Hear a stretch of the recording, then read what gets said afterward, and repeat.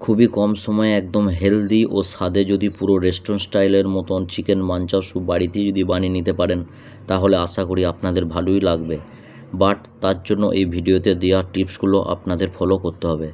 তাহলে রান্নাটা শুরু করা যাক। স্কিপ না করে ভিডিওটি লাস্ট পর্যন্ত দেখবেন।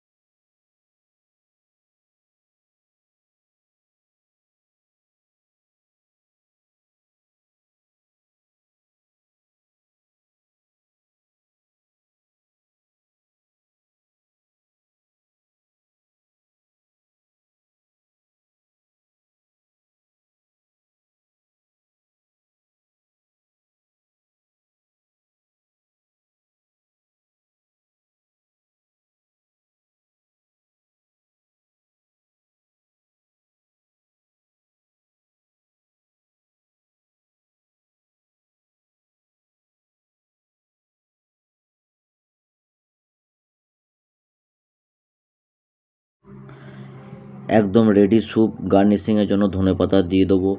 আশা করি এই রেসিপিটা আপনাদের ভালো লাগবে। আর ভালো লাগলে প্রতিবারের মতন আমাকে কমেন্টে জানাতে ভুলবেন না। খুবই হেলদি ও সুস্বাদু একটা রেসিপি, বাড়িতে একবার হলেও ট্রাই করার রিকোয়েস্ট রইল। বাই দ্য ওয়ে, আমি প্রসেনজিৎ, আপনারা দেখছিলেন চাইনিজ শেফ কিচেন। দেখা হচ্ছে আপনাদের সঙ্গে আবার নতুন একটা রেসিপি নিয়ে নতুন এপিসোডে। ভালো থাকবেন। Thank you.